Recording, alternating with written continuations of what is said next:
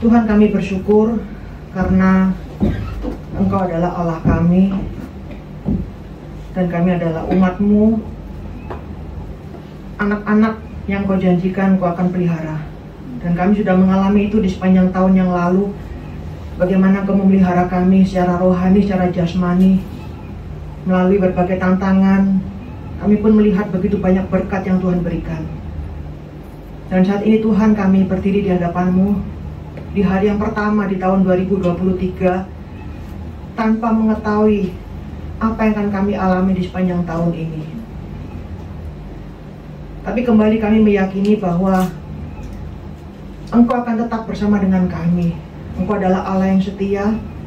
Engkau akan kembali menyatakan kesetiaan-Mu untuk memberkati, untuk menopang kami, untuk berjalan bersama dengan kami di sepanjang tahun ini. Oleh karena itu Tuhan, dengan kesadaran ini kami datang dengan kerendahan hati.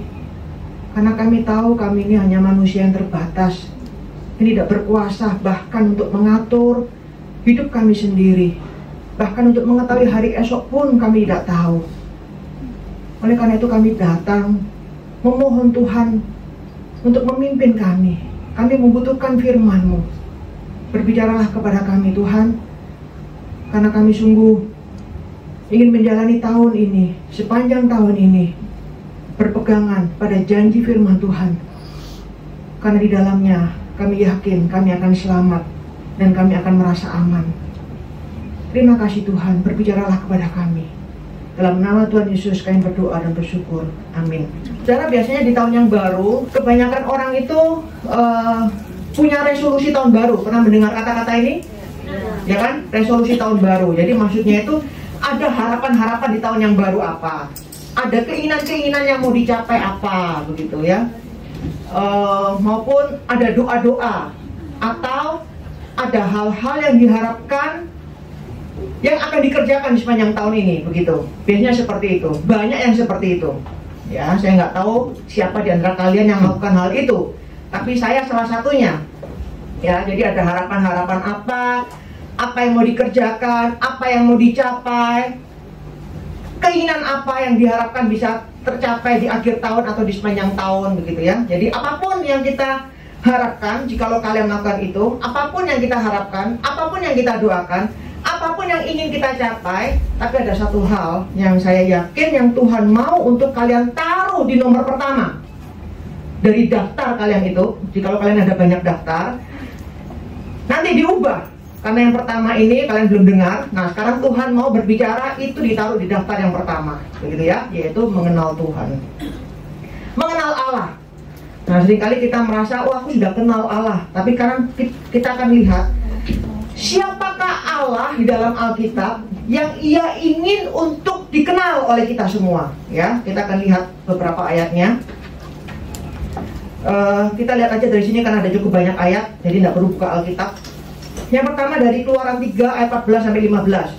Firman Allah kepada Musa, ini pada saat pertama kali Allah berbicara kepada Musa dan mengutus Musa untuk datang dan membebaskan orang Israel dari Mesir, ya. Allah bicara seperti ini. Firman Allah kepada Musa, Aku adalah aku, lagi firmannya, beginilah kau katakan kepada orang Israel itu, Akulah aku, telah mengutus aku kepadamu.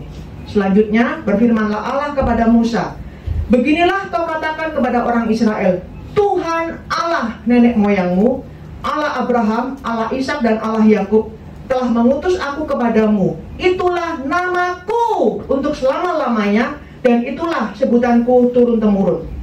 Ya, perhatikan ayat ini ya.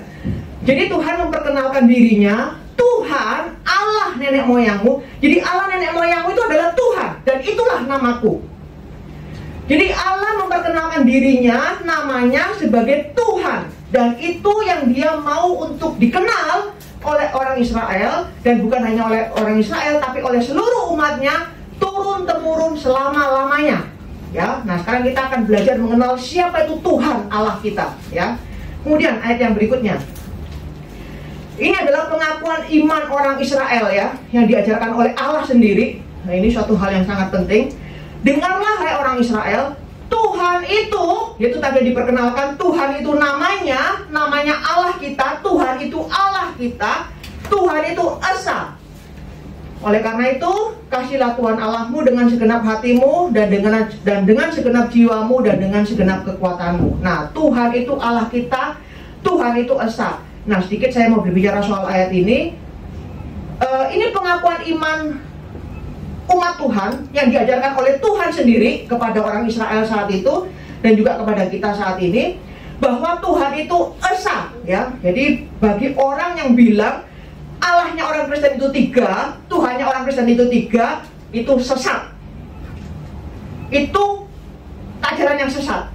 Karena Alkitab mengajarkan Tuhan itu satu, Tuhan itu esa, Tuhan itu bukan tiga. Dan orang Kristen tidak mempercayai Tuhan itu tiga. Itu seringkali menjadi salah paham yang dipercaya oleh orang-orang yang agama lain, menganggap Tuhannya Kristen itu tiga. Alkitab dengan jelas mencatat dan memberitahu kita, dan Allah sendiri mengajarkan kita, dan ini menjadi pengakuan umat Tuhan bahwa Tuhan Allah kita itu, Tuhan itu esa, satu adanya, bukan tiga. Ya, karena Tuhan itu esa, Dia adalah satu-satunya Tuhan yang benar, makanya Dia layak mendapatkan seluruh kasih dan kesetiaan kita. Dan ini yang Allah tuntut, kasihlah Tuhan Allahmu dengan segenap hatimu dan sebagainya. Oke, sekarang berikutnya kita lihat ayat berikutnya. Karena Allah itu adalah Tuhan itu, Dia memperkenalkan dirinya sebagai Tuhan. Jadi melalui semua perbuatannya di dalam sejarah atas bangsa Israel dan atas bangsa-bangsa yang lain, Dia menunjukkan bahwa Dia itu adalah Tuhan. Ya, kita lihat beberapa ayatnya. Salah satunya di Keluaran 14 ayat 4. Aku akan mengeraskan hati Firaun sehingga ia mengejar mereka dan terhadap Firaun dan seluruh pasukannya aku akan menyatakan kemuliaanku sehingga orang Mesir mengetahui bahwa akulah Tuhan. Lalu mereka berbuat demikian. Jadi Allah mengeraskan hati Firaun, Allah mengerjakan banyak pekerjaan, banyak karya, banyak perbuatan dengan tujuan, seringkali tujuannya itu adalah apa? Supaya orang Israel, termasuk bangsa-bangsa lain, mereka mengetahui bahwa Allah itu Tuhan. Allah yang disembah orang Israel itu Tuhan yang benar. Begitu. Ya, jadi Allah pun mengeraskan hati Firaun sampai terjadi Firaun mengejar orang Israel bahkan sampai mati, laut terbelah, mereka semua mengejar, akhirnya begitu seluruh orang Israel, orang Mesir dengan tentaranya mati. Tujuannya supaya orang Mesir mengetahui bahwa Allah yang memerintahkan orang Israel keluar dari Mesir itu adalah Tuhan. Nah, berikutnya lagi di Yeremia juga sama. Yeremia 16 ayat 21. Sebab itu ketahuilah, aku mau memberitahukan kepada mereka, sekali ini aku akan memberitahukan kepada mereka kekuasaanku dan keperkasaanku, supaya mereka tahu bahwa namaku Tuhan. Ya, jadi dalam berita penghukuman, termasuk kepada orang Israel, termasuk kepada bangsa-bangsa lain, begitu banyak perkara yang Tuhan lakukan, tujuannya supaya apa? Tuhan memberitahukan bahwa ingin memperlihatkan kepada mereka kekuasaannya dan keperkasaannya, sehingga orang Israel, umat Tuhan, dan bangsa-bangsa lain, mereka tahu bahwa Allah itu Tuhan. Bisa mengerti sampai di sini? Ya. Jadi kita melihat dalam seluruh perjanjian lama, Allah itu memperkenalkan dirinya sebagai Tuhan. Bukan hanya memperkenalkan, namaku Tuhan. Bukan hanya memperkenalkan namanya Tuhan, tetapi melalui semua perbuatannya, ia menunjukkan, ia mendemonstrasikan bahwa memang ia adalah Tuhan. Dia adalah Tuhan yang perkasa, Dia adalah Tuhan yang penuh kuasa, Dia adalah Tuhan yang mulia, dan Dia adalah Tuhan yang layak disembah. Ya, jadi Dia bukan hanya ngomong doang, aku Tuhan, enggak, tapi melalui perbuatan dan semua apa yang dilakukannya lewat bangsa Israel maupun juga lewat bangsa-bangsa lain, ia menunjukkan bahwa Allah itu adalah Tuhan. Nah, bagaimana dengan perjanjian baru? Ya, jadi Allah ini memperkenalkan dirinya sebagai Tuhan, atau kalau mungkin kalian pernah lihat Yahweh, YHWH, itu Tuhan huruf besar semua. Itu adalah namanya Allah. Dan nama ini dalam perjanjian baru diberikan kepada Yesus. Ya, coba kita lihat ayatnya. Kisah Rasul 2 ayat 36. Jadi seluruh kaum Israel harus tahu dengan pasti bahwa Allah telah membuat Yesus yang kamu salibkan itu menjadi Tuhan dan Kristus. Kemudian Roma ayat 10, pasal 10 ayat 9. Sebab jika kamu mengaku dengan mulutmu bahwa Yesus adalah Tuhan dan percaya dalam hatimu bahwa Allah telah membangkitkan Dia dari antara orang mati, maka kamu akan diselamatkan. Ya, jadi kita melihat di dalam perjanjian baru, nama Tuhan ini pun dikenakan, diberikan kepada Kristus, kepada Yesus. Ya, jadi sekali lagi saya ringkaskan sebentar penjelasan saya dari awal sampai akhir. Allah itu memperkenalkan dirinya sebagai Tuhan. Ya. Dan nama Tuhan ini juga diberikan kepada Yesus. Jadi dasar kedua perjanjian, perjanjian lama dan perjanjian baru, keduanya mengakui bahwa Allah dan Yesus adalah Tuhan. Ya. Allah dan Yesus adalah Tuhan. Jadi dalam sepanjang sejarah penebusan yang dicatat dalam Alkitab ini, ya, Allah memperkenalkan dirinya sebagai Tuhan. Ia mengajar umatnya untuk mengenal Dia sebagai Tuhan, dan Ia juga mendemonstrasikan arti dari konsep ketuhanan itu kepada umatnya. Jadi dari perbuatan-perbuatannya terlihat seperti apa sih Allah sebagai Tuhan itu, begitu ya. Nah, sekarang kita akan melihat apa arti Tuhan itu, begitu ya. Jadi dari ketika kita melihat bahwa Allah itu adalah Tuhan, ada sifat-sifat yang melekat pada diri Tuhan itu. Sifat-sifat yang menjadikan Dia sebagai Tuhan, yang tidak bisa dipisahkan dari ketuhanan Allah itu. Ya, yang pertama. Yang pertama, kita lihat ayat berikutnya. Keluaran 6 ayat 7. Nah, di sini kita akan nanti melihat satu sifat dari ketuhanan Allah. Ya. Aku akan membawa kamu ke negeri dengan sumpah telah kujanjikan memberikannya kepada Abraham, Ishak dan Yakub, dan aku akan memberikannya kepadamu untuk menjadi milikmu. Akulah Tuhan. Kemudian Ulangan 32 ayat 29. Lihatlah sekarang bahwa akulah Dia. Tidak ada Allah kecuali aku. Akulah yang mematikan dan yang menghidupkan. Aku telah meremukkan, tetapi akulah yang menyembuhkan, dan seorang pun tidak ada yang dapat melepaskan dari tanganku. Yang pertama kita lihat sifat apa dari Allah sebagai Tuhan adalah Dia Allah yang memegang kendali. Dia adalah Allah yang memegang kontrol. Ya, lihat di ayat yang pertama. Jadi Allah yang mengendalikan sehingga orang Israel itu bisa dibawa keluar dari Mesir dan diberikan tanah Kanaan. Ya kan? Dia bilang, aku yang akan membawa kamu begitu. Karena ini adalah negeri yang kujanjikan. Aku akan berikan kepadamu. Jadi Tuhan yang atur, Tuhan yang kontrol, sehingga bangsa-bangsa semua dapat dikalahkan. Pokoknya entah bagaimana cara Tuhan mengatur, tanah itu pasti menjadi milik orang Israel. Seperti itu. Ya. Kontrol artinya adalah Tuhan itu punya kuasa untuk mengarahkan segala sesuatu sesuai dengan keinginannya. Ya. Kalau majikan punya kontrol atas kalian, artinya apa? Majikan punya kuasa untuk menyuruh kalian atau mengarahkan kalian seperti yang dia inginkan. Kamu harus begini, bangun jam segini, membersihkan hari segini, hari ini, jam itu, begitu. Tapi kalau misalnya kalian yang punya kontrol atas rumah itu, artinya majikan itu memberikan kuasa kepada kalian, sehingga kalian yang punya hak, punya kekuatan, punya kuasa untuk mengatur segala rumah sesuai yang kalian inginkan. Dan majikan mempercayakan itu kepada kalian, ya kan? Jadi ada memang helper-helper yang dipercaya oleh majikan dan punya kontrol atas rumahnya, begitu. Ngerti ya? Jadi itu maksudnya kontrol. Jadi kontrol adalah Allah punya kuasa, punya kekuatan untuk mengarahkan segala sesuatu peristiwa yang terjadi di dunia ini, apapun, siapapun, Dia punya kuasa untuk mengarahkan sesuai dengan yang dikehendaki. Jadi Allah punya kuasa untuk mengarahkan orang Israel, sehingga bagaimana entah melewat bangsa-bangsa, lewat perang dengan bangsa-bangsa, pokoknya sesuai dengan kehendak Allah, Kanaan ini jadi milik Israel. Dan itu yang terjadi.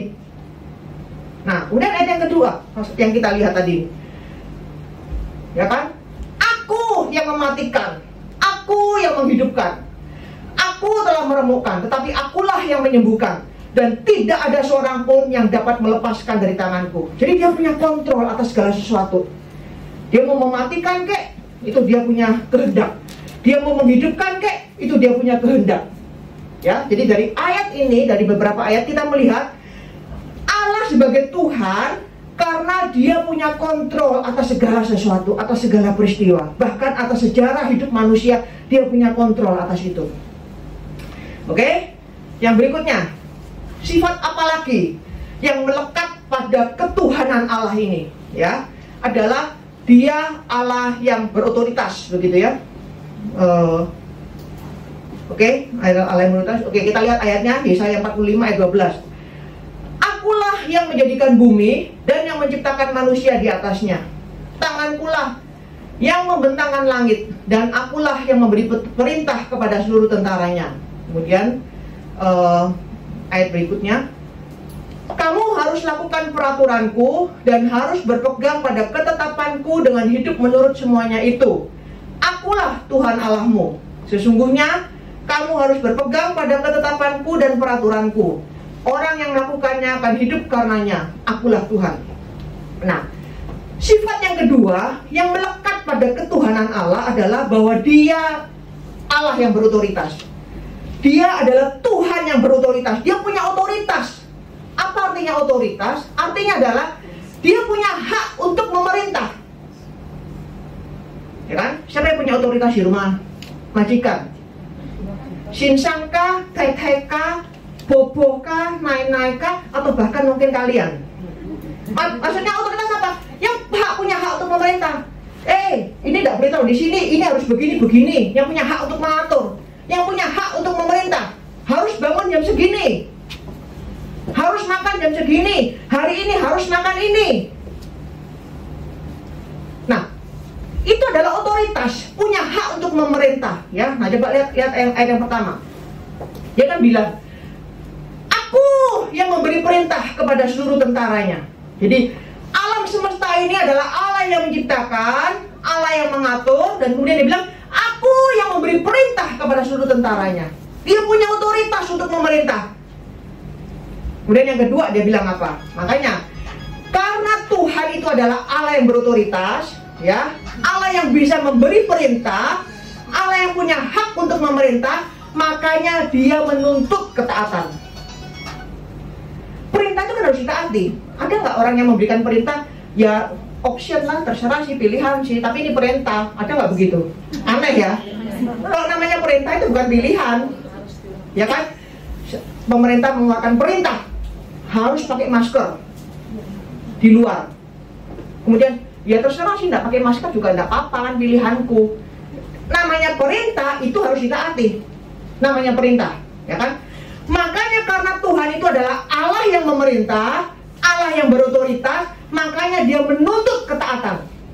Dia makanya bilang apa? Kamu harus, itu perintah ya, kamu harus lakukan peraturanku dan harus berpegang pada ketetapanku dan hidup menurut semuanya itu. Kenapa? Karena akulah Tuhan Allahmu yang memerintah atas hidupmu. Aku yang berhak memerintah. Makanya kamu harus turuti semua peraturan itu. Begitu. Ya. Jadi kita melihat sifat yang pertama adalah Allah itu memegang kendali, memegang kontrol atas hidup manusia. Dan yang kedua, dia punya Allah yang berotoritas yang memerintah hidup manusia. Nah, dalam perjanjian baru kita pun melihat Yesus juga sama. Ya, ini kita bukan hanya lihat ayat perjanjian lama saja, tetapi Yesus pun juga sama, bahwa dia juga Allah yang, Yesus adalah Tuhan yang berkuasa, Tuhan yang punya otoritas, dan Tuhan yang memegang kendali. Dia punya otoritas untuk mengampuni dosa manusia, dan itu dia lakukan. Dia punya otoritas untuk mengusir setan, setan-setan pun tunduk padanya. Dia punya kuasa untuk membangkitkan orang mati, karena dia punya kuasa atas maut. Bahkan dia punya kuasa dan mengendalikan alam semesta ini, angin, laut, dan semuanya tunduk kepadanya. Dia punya kuasa, punya otoritas, dan dia punya kendali atas alam semesta dan atas hidup manusia. Itu yang kita lihat pada diri Yesus dalam perjanjian baru, karena memang dia adalah Allah yang menjadi manusia. Kemudian sifat yang ketiga yang melekat pada ketuhanan Allah yang harus kita kenal adalah ayat berikutnya. adalah kehadiran Allah, ya, karena dia adalah Allah yang berotoritas, Allah yang memegang kendali. Dia juga adalah Allah yang hadir dalam sejarah umat manusia dan dalam kehidupan kita semua. Ya, kita lihat beberapa ayat yang mewakili. Lukas 6 ayat 46. Mengapa kamu berseru kepadaku? Ini Yesus yang bilang. Mengapa kamu berseru kepadaku, Tuhan, Tuhan, padahal kamu tidak melakukan apa yang aku katakan. Sorry, ini yang tadi ya. Ini yang tadi. Ini masih bicara otoritas, ya, bukan bicara kehadiran. Ini adalah salah satu contoh bahwa Allah, Yesus dalam perjanjian baru, dia juga adalah Tuhan yang memiliki otoritas. Makanya dia bilang, kamu kan nyebut aku Tuhan, kamu kan manggil aku Tuhan, tapi kenapa kamu tidak melakukan apa yang aku katakan? Artinya apa? Dia sebagai Tuhan yang berotoritas, dia pun menuntut ketaatan dari manusia. Itu, bisa melihat ya.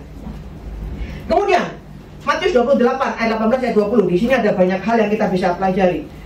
Yesus mendekati mereka dan berkata, kepadaku telah diberikan segala kuasa di surga dan di bumi. Karena itu, pergilah, jadikanlah semua bangsa muridku, dan baptislah mereka dalam nama Bapa dan Anak dan Roh Kudus, dan ajarlah mereka melakukan segala sesuatu yang telah kuperintahkan kepadamu.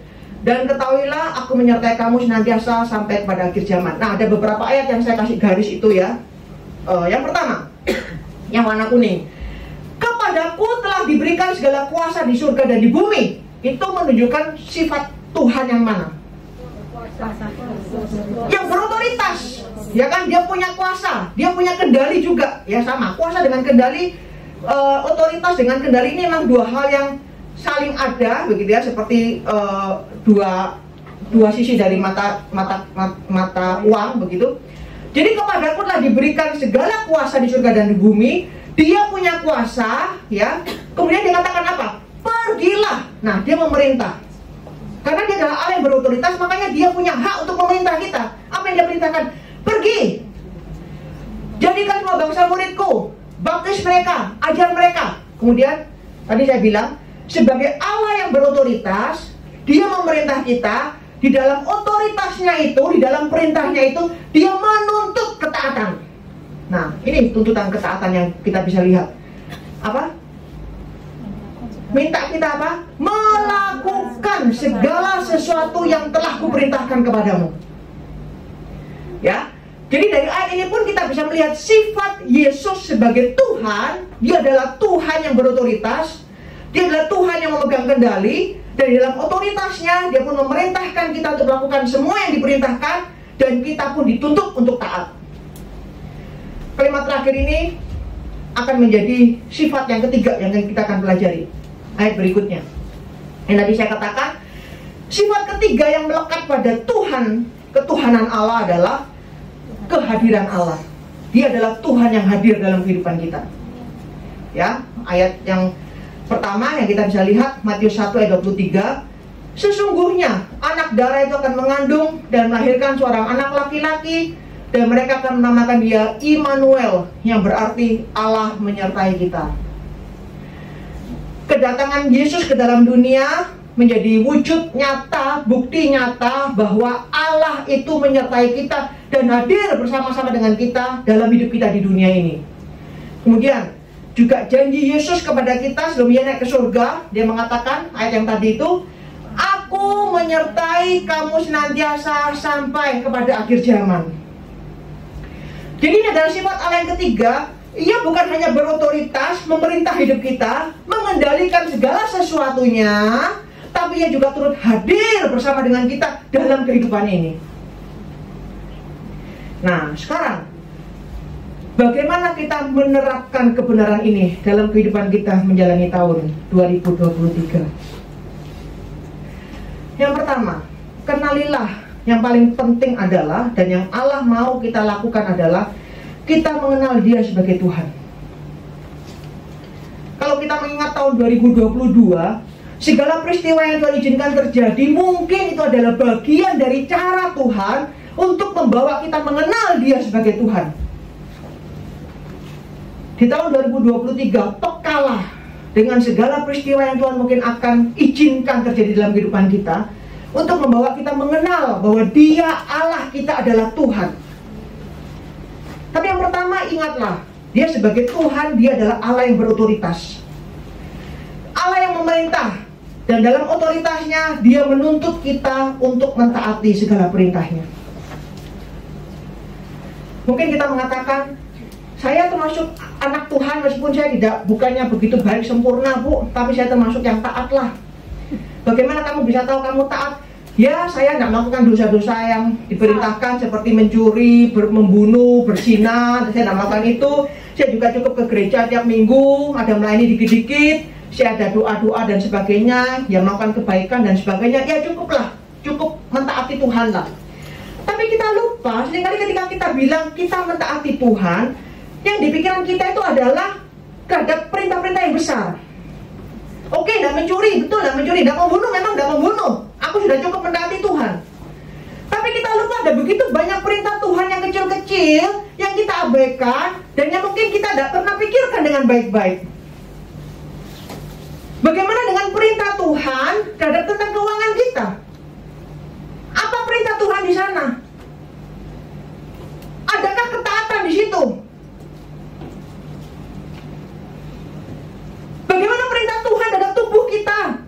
Sudahkah kita mempersembahkan tubuh ini sebagai persembahan yang hidup dan yang kudus dan yang berkenan kepada Allah? Adakah ketaatan di situ? Bagaimana perintah Tuhan terhadap kita dalam mencari pasangan hidup? Adakah ketaatan di situ?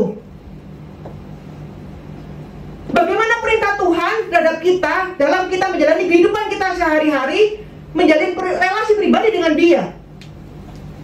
Adakah ketaatan dia temukan di sana? Bagaimana sikap kita terhadap majikan di rumah? Adakah ketaatan di sana? Apa yang Tuhan perintahkan sikap kita terhadap majikan? Ada di Alkitab? Adakah dia temukan adanya ketaatan di sana? Bagaimana sikap kita terhadap menjaga mulut? Menjaga perkataan kita, menjaga sikap kita kepada orang lain, menjaga hati kita terhadap orang lain. Adakah ketaatan di sana? Dan apa yang Tuhan perintahkan terhadap talenta yang Tuhan berikan kepadamu untuk saling melayani? Adakah ketaatan dia temukan di sana? Dan apa perintah Tuhan terhadap kita sebagai wanita, terhadap suami-suami kita? Tuhan memberikan perintah bagaimana sikap seorang istri kepada suami. Adakah ketaatan dia temukan di sana? Ada begitu banyak yang kita abaikan. Kita menganggap mungkin diri kita cukup baik-baik. Kan sebenarnya ada begitu banyak perintah-perintah kecil yang mungkin tidak kita hiraukan. Tuhan menuntut, dia adalah Allah yang berotoritas, dan dia menuntut ketaatan atas diri kita masing-masing. Jangan sampai Tuhan berkata kepada kita, engkau memanggilku Tuhan, Tuhan. Tadi ada ayatnya. Tapi mengapa engkau tidak melakukan apa yang kuperintahkan kepadamu? Adakah dia mendapati kita mentaati dia? Karena selain dia berotoritas, dia adalah Allah yang memegang kendali. Ini juga perlu kita ingat. Allah mengendalikan segala sesuatu, mengendalikan alam semesta, mengendalikan jalannya sejarah ini, mengendalikan perjalanan hidup kita secara detail. Ini yang kita perlu bangga sebagai anak Tuhan. Ada begitu banyak manusia, tapi Allah memperhatikan setiap pribadi kita masing-masing secara detail. Tuhan peduli, Tuhan tahu, dan dia turut campur tangan di dalamnya.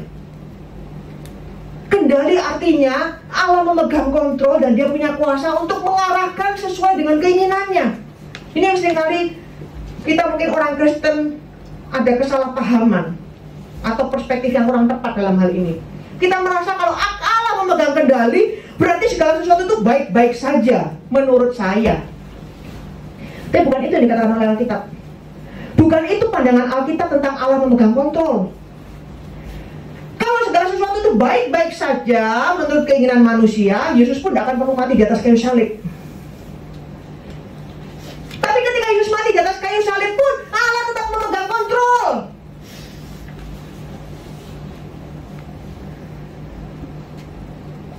Allah tetap memegang kontrol ketika Paulus dalam perjalanan akhir hidupnya sebagai tahanan. Bukan hanya manusia bebas, tapi dia sebagai tahanan.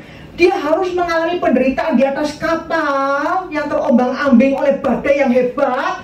Berapa lama? Bukan 2 jam. lebih lama dari kita kena COVID. Penderitaannya pun saya yakin lebih hebat daripada kita yang kena COVID. 14 hari terombang-ambing dengan begitu dahsyat. Gak ada bintang, gak ada bulan, gelap gulita. Semua orang menderita dan ketakutan dan putus asa. 14 hari terombang-ambing sampai akhirnya kapal itu pun hancur. Tapi Tuhan memberitahu Paulus bahwa tidak ada seorang pun yang akan mati karena badai ini. Tapi Tuhan tidak mengendalikan angin dan laut. Dia tidak menenangkan, diam kamu, seperti yang Yesus pernah lakukan. Dia tidak menenangkan angin itu supaya reda. Dia tidak mengizinkan badai itu terjadi dengan hebat 14 hari. Tapi Allah tetap memegang kontrol. Memegang kontrol sekali lagi tidak berarti segala sesuatu baik-baik saja sesuai dengan keinginanku. Bukan itu artinya. Memegang kontrol, Allah ada dalam kontrolnya, artinya Allah mengarahkan segala sesuatu sesuai dengan kehendaknya. Saya kena COVID tidak berarti Allah tidak memegang kontrol. Itu mungkin sesuai dengan kehendak Allah. Allah tetap ada dalam kontrolnya meskipun saya kena COVID. Bukan berarti orang yang tidak kena COVID itu yang ada dalam kontrol Allah, dalam lindungan Allah. Sedangkan yang kena COVID itu ada di luar kontrol Allah, ada di luar perlindungan Allah. Itu pandangan yang salah. Begitu juga dengan orang yang menderita. Oh, mereka dilindungi Tuhan, yang ada dalam kontrol Tuhan, hidupnya baik-baik, tenang-tenang. Tapi kalau begitu, kalau ada orang yang sampai menderita, berarti Tuhan tidak cukup berkuasa dong. Di luar kontrol Tuhan dong.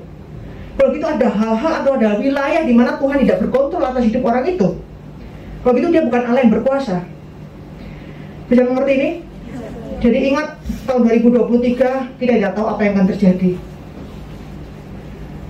Tapi kalau kita mengenal Allah kita sebagai Tuhan yang memegang kendali segala sesuatu, hidupku sekalipun, apapun yang terjadi akan kau alami, ada dalam kontrolnya. Entah itu baik, entah itu buruk, entah itu sesuai keinginanku, entah itu mungkin tidak sesuai dengan keinginanku. Tentu yang buruk tidak sesuai dengan keinginan kita. Tapi kita bisa merasa aman, ini yang penting. Saya merasa aman karena aku tahu semua peristiwa yang terjadi saat ini itu ada dalam kontrolnya. Bukan di luar kontrol Tuhan. Ada dalam kendalinya. Dan dia mengarahkan dan mengizinkan peristiwa buruk yang mungkin akan kita alami itu untuk membawa kita kepada suatu tujuan yang dia kehendaki. Jadi pemahaman, pengenalan bahwa Allah kita adalah Tuhan yang memegang kontrol, itu akan memberikan kita rasa aman menjalani tahun 2023. Apapun yang terjadi Tuhan, bahkan ketika aku harus mengalami peristiwa buruk, aku tahu itu tetap ada dalam kontrolmu, dalam kendalimu. Dan aku hanya mentaati apa yang Tuhan perintahkan dalam situasi seperti itu. Dia bukan hanya Allah yang memegang kendali, tapi ingat dia juga adalah Allah yang berotoritas yang memerintahkan kita. Nah, seringkali perintah Allah dengan kontrol Allah ini bisa kelihatan hal yang hal yang menyulitkan kita secara pribadi. Ya kan? Contoh aja yang paling sederhana, masalah keuangan. Contoh paling sederhana, atau mungkin masalah teman hidup aja lah, jangan keuangan terus ya. Kalian nanti kupingnya tidak mampu untuk mendengar gitu ya. Apalagi besok juga ada seminar keuangan ya, saya kasih tahu. Jadi contohnya yang lain aja ya. Contoh misalnya soal teman hidup, gitu ya. Ketika apa perintah Tuhan masalah teman hidup, gitu. Yang jelas yang pertama ada banyak, tapi yang jelas yang pertama kita tidak boleh mencari pasangan yang tidak seiman. Itu udah jelas. Ini perintah. Tapi jelas saja di depan mata ini adalah orang yang tidak seiman, tapi dia baik. Dan tidak mungkin kayaknya Tuhan aku mendapatkan orang yang seiman. Dari lingkungan dan sebagainya kayaknya tidak mungkin. Jadi bagaimana? Nah, tapi ingat, Allah adalah Allah yang berotoritas, yang memerintahkan kita dan menuntut ketaatan. Tidak ada opsional. Perintah yang Tuhan berikan itu bukan opsional, itu bukan pilihan, tapi ada ketaatan mutlak yang harus dilakukan.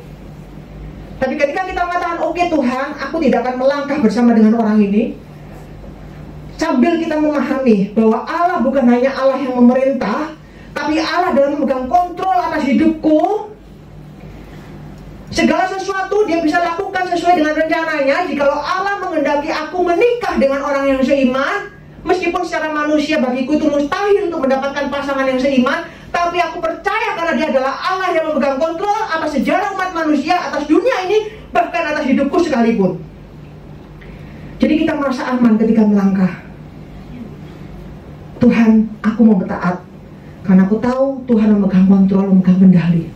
Tuhan mampu melakukan apa saja yang Tuhan kehendaki terjadi atas hidupku. Itu penerapannya. Ada begitu banyak hal lain yang kita bisa lakukan, termasuk tadi saya bilang soal keuangan, atau mungkin hal-hal yang lain. Tuhan menuntut ketaatan. Ketika kita meragukan, Tuhan bagaimana, aku tidak tahu masa depan. Tapi Tuhan mungkin menuntut ketaatan kita untuk melangkah sesuatu hal. Tapi ketika kita mau melangkah, kita pun takut, tuh Tuhan aku nggak tahu masa depan bagaimana, begitu. Ingat, Tuhan adalah Allah yang mengontrol, yang memegang kendali. Kita seharusnya merasa aman di dalam Dia, bahwa Dia tahu hidup kita, Dia peduli atas hidup kita. Dia akan mengarahkan segala sesuatu untuk mendatangkan semua hal yang Dia inginkan terjadi sesuai dengan rencananya atas kehidupan kita. Yang berikutnya, Allah adalah Allah yang hadir dalam hidup kita. Ini adalah berita baik, tapi juga sekaligus peringatan. Allah hadir, Dia tahu dengan jelas apa yang kita lakukan, setiap detail kehidupan kita Dia tahu, Dia melihat. Bahkan ketika kita tidak menghormati otoritasnya, ketika kita tidak mentaati Dia, Dia pun hadir dan Dia melihat. Ini memberikan kita suatu peringatan. Orang lain tidak bisa melihat apa yang aku lakukan, tapi Allah hadir di sini, Dia melihat. Tapi kehadiran Allah ini sekaligus juga memberikan kita kekuatan dan damai, bukan? Dalam setiap peristiwa yang mungkin Tuhan izinkan terjadi, khususnya peristiwa buruk, pengetahuan bahwa Tuhan mengontrol segala sesuatu, pemahaman bahwa Tuhan saat ini juga hadir bersamaku dan aku tidak sendiri, ini akan menguatkan kita untuk menjalani masa demi masa peristiwa sulit yang Tuhan izinkan terjadi. Ini juga yang saya alami tahun yang lalu. Sebenarnya perenungan akan pemaknaan ini sudah saya renungkan dari tahun yang lalu, begitu ya. Jadi Tuhan menyatakan kebenaran ini kepada saya di tahun yang lalu, dan saya bersyukur karena Tuhan menguatkan lewat kebenaran ini. Tuhan ketika mengizinkan, yang saya pernah ceritakan sepintas, anak saya terdeteksi, dicurigai bahkan mungkin kena kanker tulang. Itu bulan-bulan itu menjadi bulan-bulan yang berat, sampai akhirnya ditemukan bahwa dia tumor tulang, bukan kanker tulang seperti kecurigaan awal, begitu ya. Tapi itu menjadi bulan-bulan panjang, bulan-bulan pergumulan yang berat bagi saya khususnya. Tapi kebenaran ini menguatkan. Ketika saya merenung, saya bilang, Tuhan, dalam kondisi seperti ini, apa perintahmu? Engkau adalah Allah yang berotoritas. Apa yang kau perintahkan untuk aku lakukan dalam kondisi seperti ini? Perintah Tuhan bilang, jangan khawatir. Oke Tuhan, aku berusaha tidak khawatir, tapi sulit bukan?